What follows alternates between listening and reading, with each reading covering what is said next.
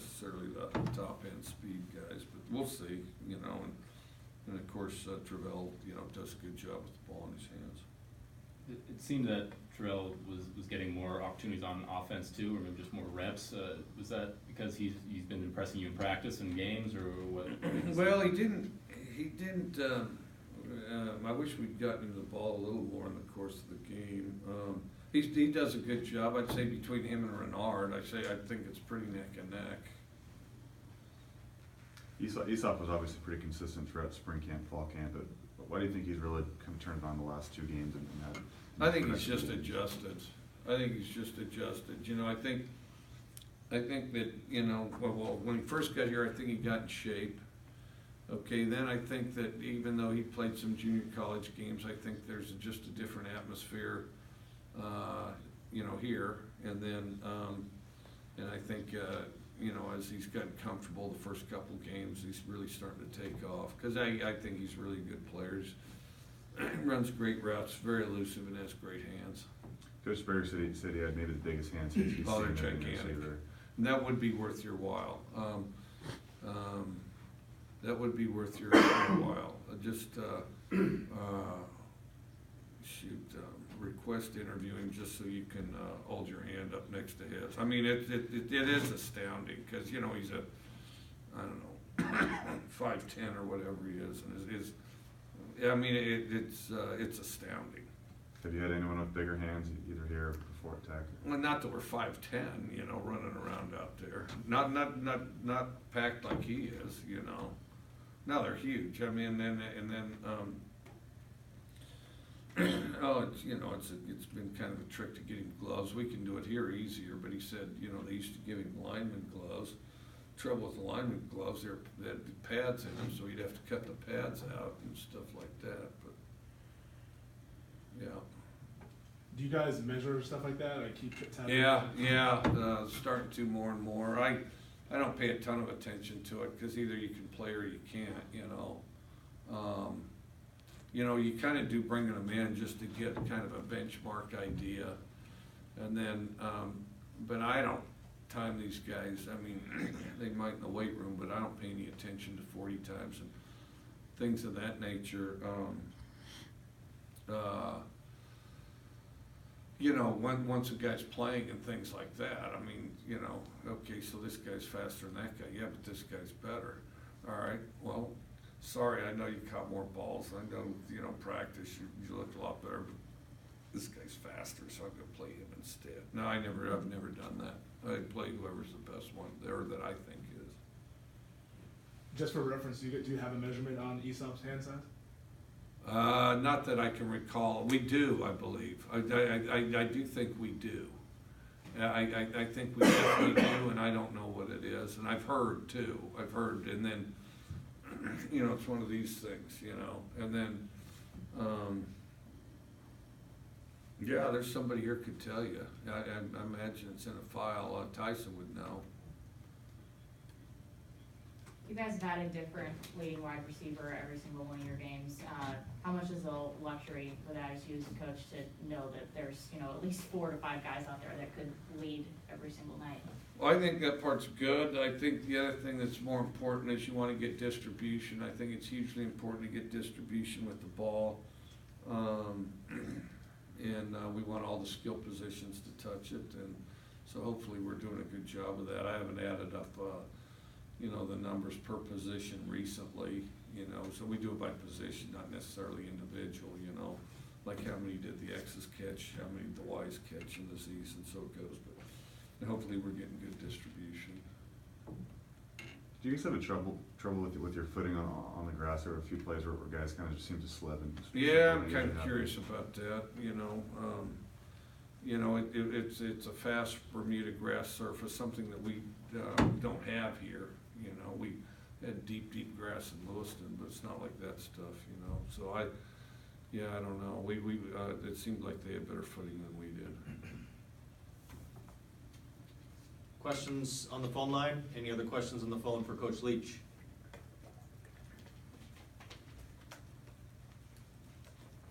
Okay, back in the room.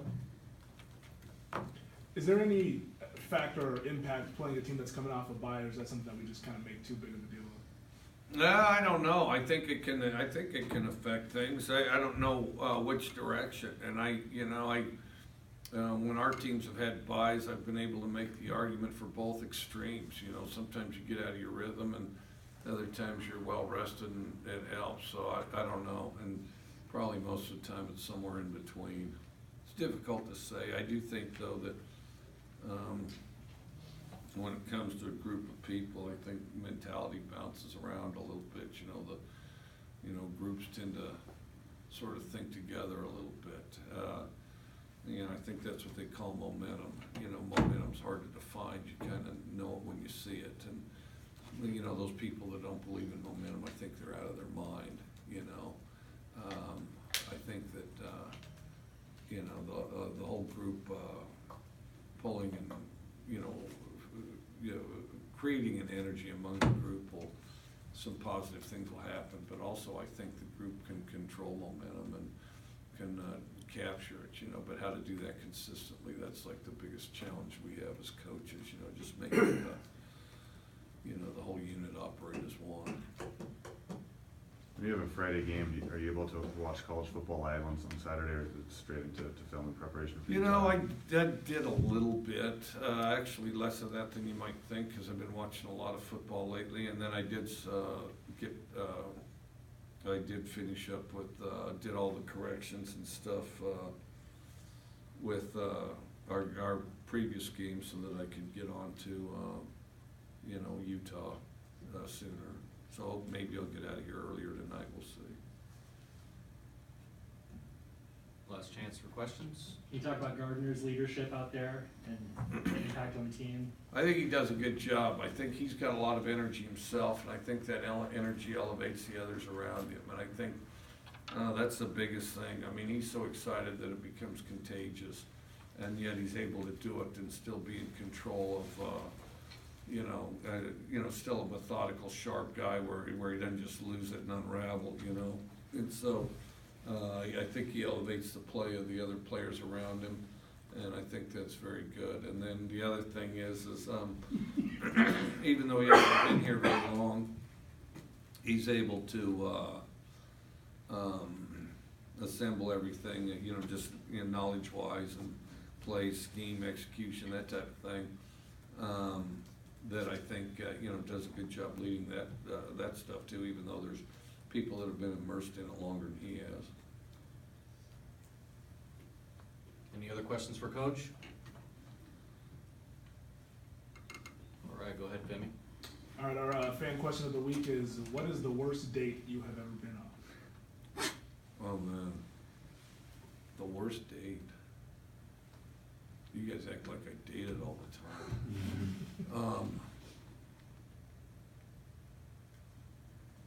Yeah, I must say.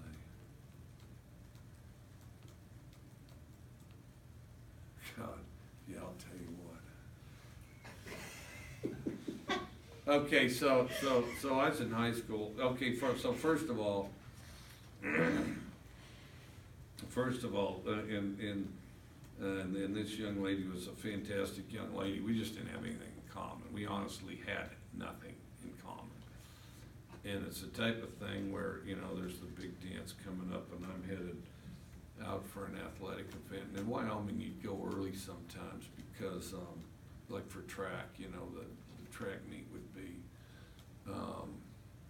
the track meet would last 3 days. And I'm sure she feels the same way, just so we're clear. I think she feels the same way, because it really was actually kind of mutual. And so then, so we had a track meet. So I'm heading out Thursday, because you'd be gone Thursday, Friday, and then you get back Saturday, because Wyoming's all spread out. So they'd have like 13 team track meets and stuff like that, because it's hard to assemble and get everybody together. And I'm heading 310 miles down the road. And so anyway, so we didn't really know each other, hadn't talked very much. And so, we agreed to go together. And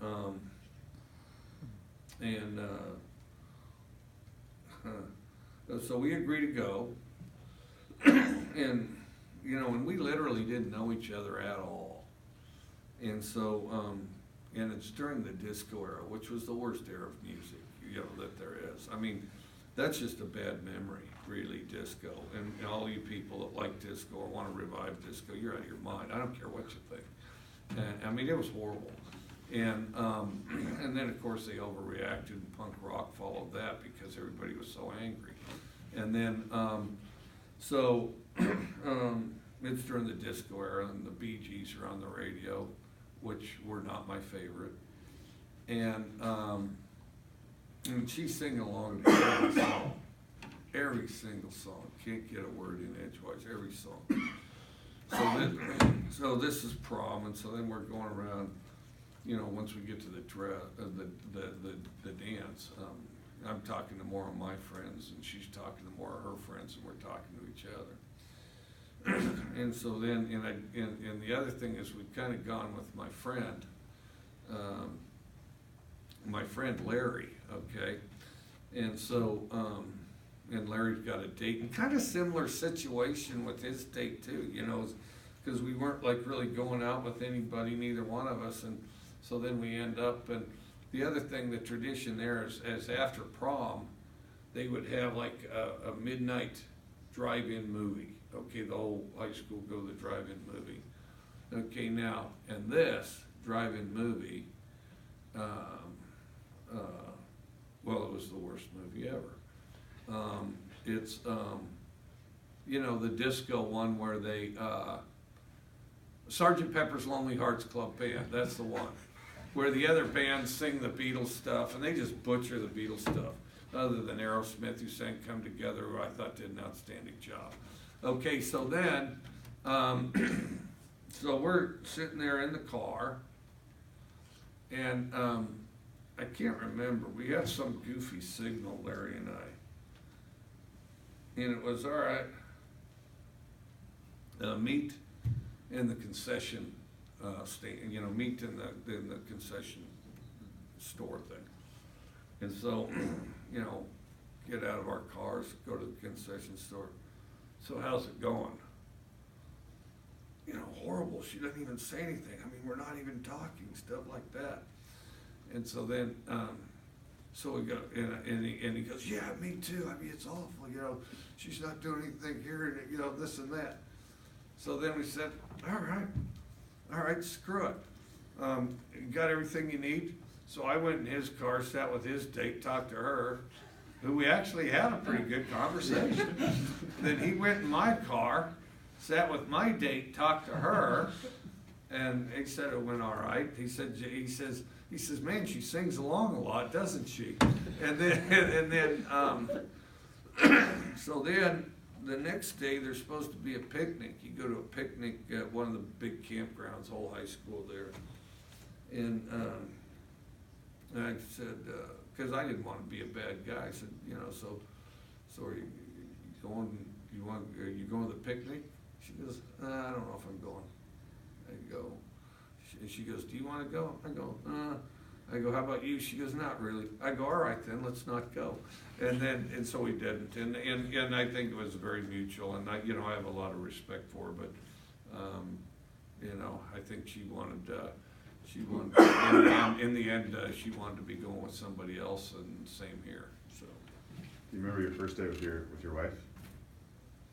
The first, well, that was a difficult, that's difficult to pinpoint because,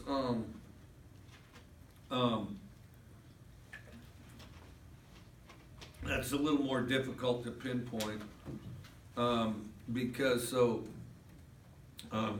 her sister married one of my former roommates, but I'd never met her. Then I moved to a different apartment, and then it turns out, and then she introduced herself to me.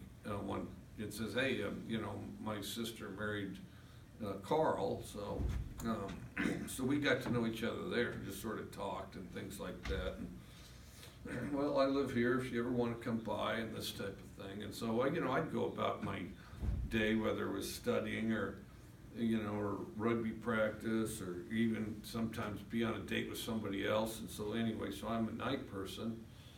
And, you know,